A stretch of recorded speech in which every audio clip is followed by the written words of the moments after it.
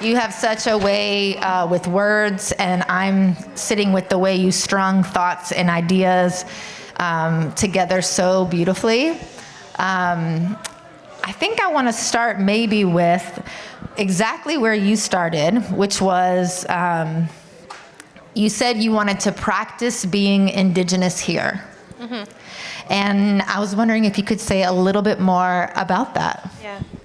Yeah, you know, I do so many speaking events where I go and talk about being Indigenous, and I didn't want to do that today. I wanted to just hold the space of what it means to be that. And I think right now in the world, people are just so hungry for a deep, earth-based, connected spirituality that they're looking to Indigenous cultures all over the world. And for ways to learn that, and we are human, and we do belong to the earth, and we do belong to really deep-rooted spiritual ways of being that we aren't always tapping into. And I was really excited to just be here today and just sit in that through poetry, through words, through singing. So I'm really grateful I was able to do that with all of you. We are grateful that you were able to fully be all parts of yourself while you were here, and hope that you can always feel like you can do that.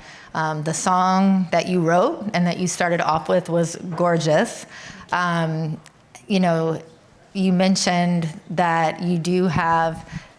Do you write a lot of songs? I know you write a lot of poetry. Yeah, I originally, oh my gosh, this has been over a decade ago. I wanted to be a worship leader, so I was full in. So I've sang and written music for a long time, and then I kind of moved to books, but I still write a lot of music. I just have to figure out how to record it. So, but it was really nice. I've not played piano and sang in front of anyone in a long time. So it was beautiful. And in fact, we might ask you to do it again before you go. I don't know. It was really, really beautiful. I think the whole concept of alchemy is still new to a lot of people. Is that ringing true to anyone? Like this whole notion of alchemy. And I know that was the focus of your most recent book. Yeah. It was a bit, yeah. I feel like it's becoming more of a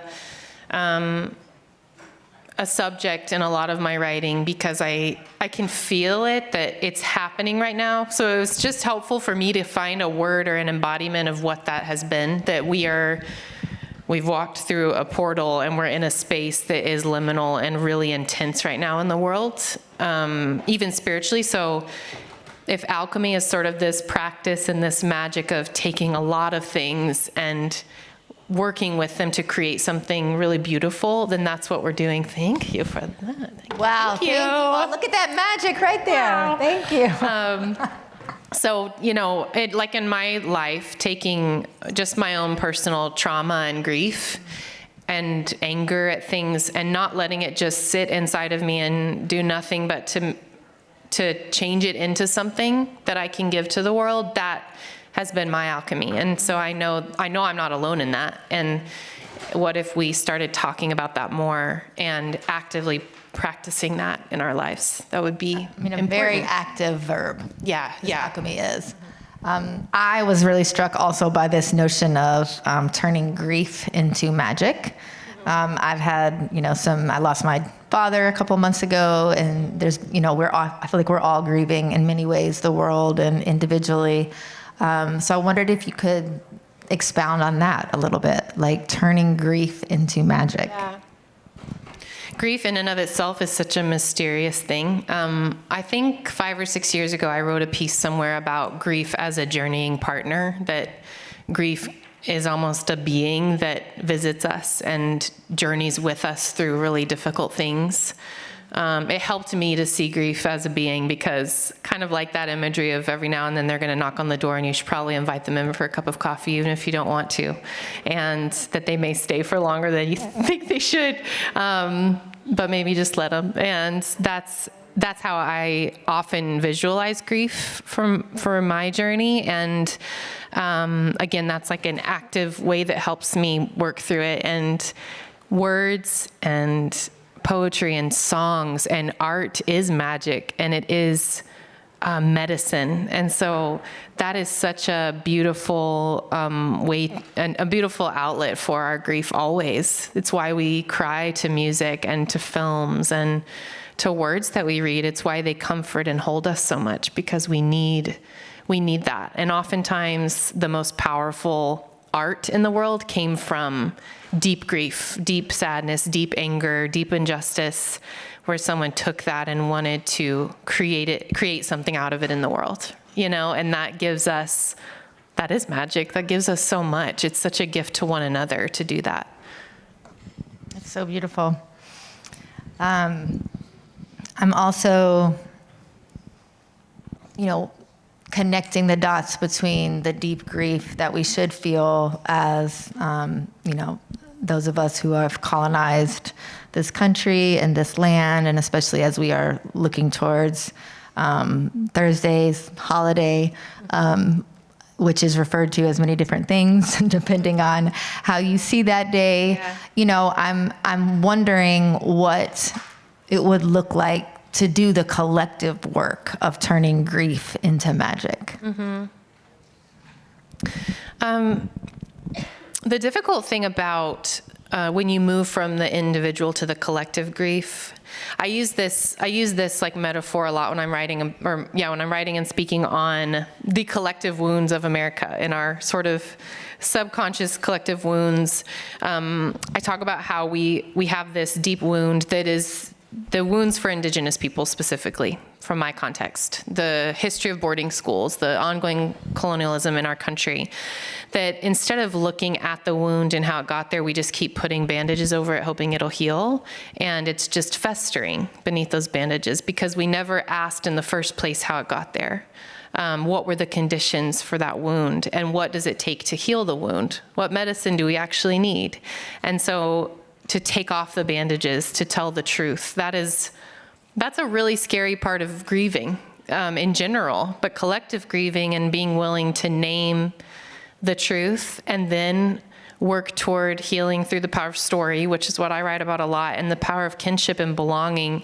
That takes time and patience and practice, and it's painful, but we find each other there. And I have met more and more people who are trying to figure this out, and especially around this holiday, around Native American Heritage Month in general, is always really exhausting for me, honestly. So being able to just be with people who hold it with me is so incredible. Like that, just having that presence of holding the truth, and again, like I talked about earlier, just having the imagination to dream together is so powerful. Yeah, and what you just said there reminded me of the line from your song, like, what if this is the moment? Like, what if this moment is really all that there is, and all, that there is. You said imagination to dream, I think, and that made me think of this concept of imaginal cells again. And I think that's a new kind of concept and term for many of us. So I wondered if you could expound on that a little bit as well, because it's a really rich and beautiful concept. Mm-hmm. I learned about the imaginal from a friend of mine who is Irish. And so in a lot of Celtic and Indigenous thought and spiritualities are so similar and have such beautiful overlaps. So I have felt really at home in a lot of that.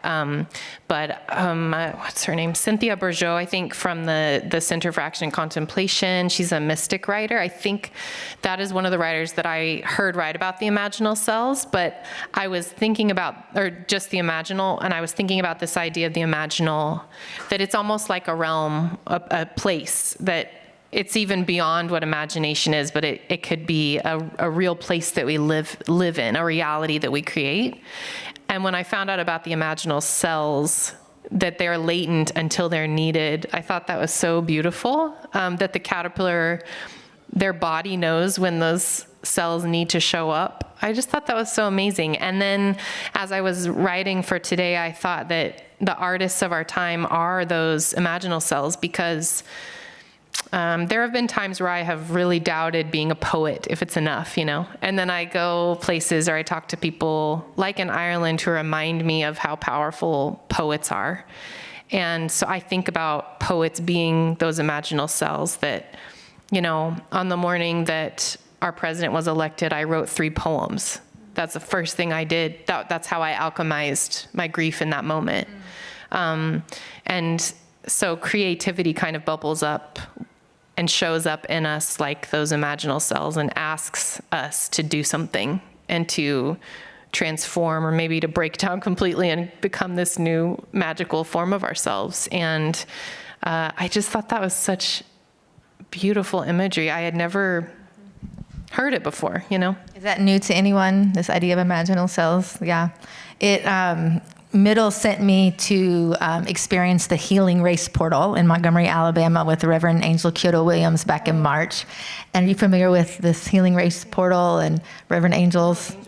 So they, on their staff and board of advisors for this Healing Race Portal, they name people as imaginals in this very kind of sense of like there are people that they recognize as holding this kind of magic to be able to be tapped and ready to respond. And I think it's powerful.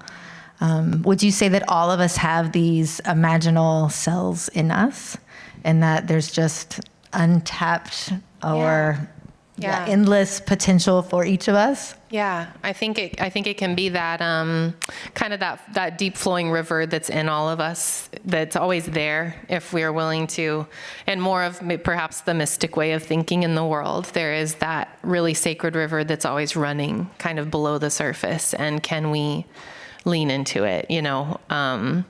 Can we ask how to be present in these moments of deep exhaustion, Oh, can I read a poem, actually? Yeah, I was going to actually ask if you would like to read a poem that really allows you to continue just being here with us. Yeah.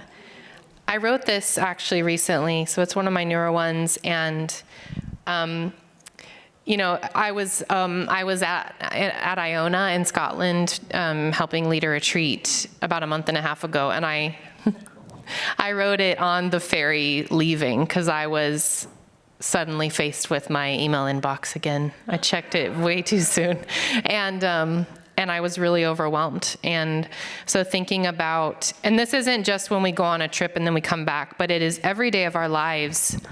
I was saying, if we're tapping into that, those sacred touch points, those imaginal cells that are always there, we also have to face the world. So it is that constant dance for us to be human, is to deal with the really difficult stuff and also to stay grounded.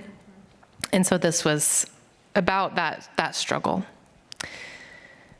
The world calls you with a phantomous screech, demanding you return and give yourself to what is believed to be the way out. Out of what? When we listen to the quiet whirring that is the sustained flush of the soul's river, why would we escape it just to enter the violences of the waiting world? Why would we leave this realm within just to give ourselves over to the screams of a void that can never be satisfied? Instead, I walk home slowly, my hands held together over the welling of my heart, and one breath at a time, I siphon off the screeching until I find the spaces where I belong, where I can enter in and also exist fully, where I can be sustained and sustain, where I can carry myself through the dance of this ocean's eternal wave. Amen. So beautiful. You are definitely a poet. Are there one or two burning questions from you all that you feel like should be asked in this shared space before you may be able to come up and speak a word to Kaitlin herself? Sure. Just kidding. Could you please speak to us a little about the sacredness of the earth? Mm-hmm. I could talk a lot about that. Yeah. Well, we call her Sigamakwe in Potawatomi. Kwe is our word for woman. So Sigamakwe is Earth, our mother. And, when I do workshops with people, I often will have them write love letters to Mother Earth. And that is a way of undoing, even in our, conversations on how to save the earth or help the earth, we often aren't talking about the relationship we actually have to the earth as a being, as our mother. And I think that that's something that we can definitely learn from Indigenous peoples globally throughout history, is seeing that, why would we try to help save the earth if the earth is not a being that we have any sort of connection with? It just changes the way that we engage all of who we are in the world once we see the sacredness of who she is, and that it is, as Robin Wall Kimmerer writes, that it is this reciprocity of relationship, that it is that deep kinship. And the reason I say that, kinship ties can't be broken is because I want us to recognize that kinship runs really deeply, that there's so many ways we have harmed the earth, that we have harmed one another in relationship. And there's so many ways that we are actively repairing and restoring those relationships. And so to honor Sagamakwe as who she is, to do simple things like writing a love letter to Mother Earth, or filling a whole journal with those love letters, or taking time to care for plants or animals, doing climate action work, whatever it is. It could be such a small change in your life, or it could be a huge change in your life. But there's so many ways that we can practice humility and care. And I think that when we sort of become adults and grow up in the world, humility can be a sign of weakness almost. And I want us to reclaim humility and childlikeness and curiosity with the earth as this powerful kind of essence in the world. That when we repair those relationship ties, there's so much powerful good that can be done. Yeah, thank you for that question. And when we were talking about relationship to the earth before, it also made me think about how food, obviously comes from the earth. And so even just how violent it is that food is being restricted, right, from a federal and used as a political pawn. I mean, I think that this is all extremely, well, we know it's extremely intentional. But when we look at it even from this standpoint of we are literally restricting a sacred relationship, and it's violent. Yep. It's just violent. Mm-hmm. Absolutely. Another question from anyone? Monique? Geraldine, it's so good to see you. Geraldine, we're so glad to see you. Welcome home. Geraldine, I have a quick question. As someone who's had to face taking the partial journey with a loved one transitioning, I've had several in the last couple of years. I appreciated your lament as medicine. Could you expound more about that? I really appreciated that.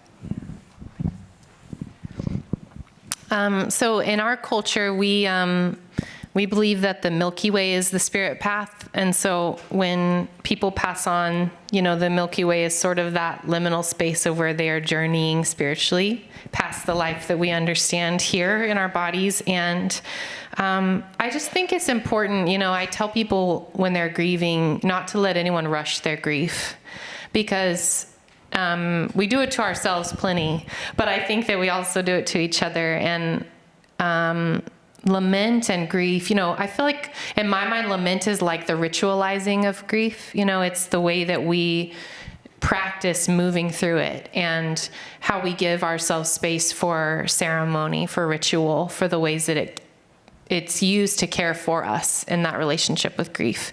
And I think we do that a lot in Indigenous culture, but any of us can practice that. It's so important to hold space for ritual in our lives, and specifically for different kinds, whether it's like right now I have a lot of ritual in my life where I'm seeking. Am I seeking answers? I don't really know, but I'm seeking something, and I'm holding a lot of liminal space. And I feel like lament and holding grief is a similar thing, in that Oh, and the power of what it means to have relationship with our ancestors as well, with those who pass on, is so important. And for us to believe that they come to us in our dreams and they are with us, and that there is a constant, steady relationship to continue to practice with them. And so using ritual as a way to connect and hold those beautiful, sacred tethers, is so important. Thank you. Really beautiful. It makes me think what we could continue to do as church community to ritualize grief. One more question. Richard? One sec. Oh, yeah. What is liminal space? You just used that expression? Yeah, Liminal? Yeah, liminal Okay. or liminality. Yeah. So I have an online journal. It's called the Liminality Journal, where I write a lot. So liminal space is something that. Can we subscribe to that? Yes, you can. Yeah, you can subscribe. We write a lot of poetry together as community. Liminality is a term and embodiment that's been really important to me. It's the most basic is it's the gray space in life. It's where things are cloudy and hazy, where they're complex, where they don't quite make sense. I write a lot about liminality in our spiritual lives, or even in our identities, that idea that we contain multitudes, that we are complex human beings, that we don't always have to make sense to one another or to ourselves. So liminality is that. I think of it as a dance in between the different parts of who we are and who we are becoming.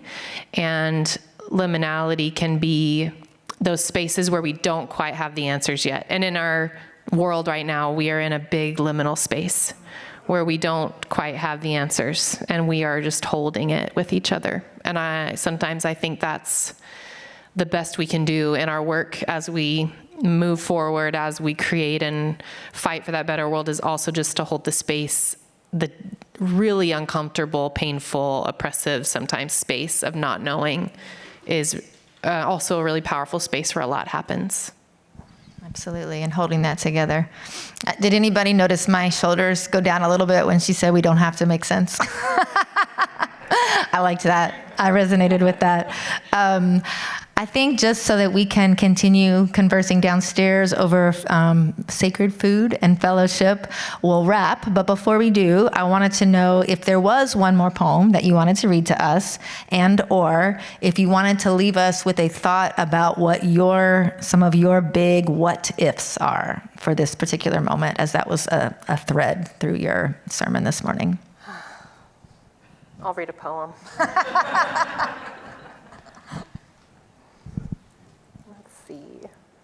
I'll read a more playful one. This is one of my favorites, and I wrote it on the Liminality Journal because every May we write poetry every day throughout all of May, and I send a one-word poetry prompt to everyone, and whoever wants to write one can, and it is so beautiful. And I think the word for this day was mud. And so some years it has been about hope. Some years, this year I think it was all earth elements each day. So I just had different words or concepts to help us write. So this one's about embracing our childlikeness. He walked in the door caked in mud. I couldn't see anything but his eyes, looking down at his shoes caked in mud too. After a few moments of silence, his eyes met mine, 9-year-old meeting adult, childhood meeting sophistication. I wondered at the best response, wondered what it means to be an adult in a world full of kids caked in mud. I stopped myself, took a deep breath, and remembered the child in me, what she would do if she came home caked in mud and her eyes cast down at her own 2 feet. I ran to him, grabbed him, hugged him, laughed, let it all go, all the sophistication and the meetings, all the adulthood sliding off my body as the mud caked and covered me too. I pulled his head back, my hands on his face. He cracked a smile, lines showing up around the corners of his eyes. Mud is a cleanser. Mud brings us home. Mud teaches us who we are and who we are not in a world full of adults longing to be kids again.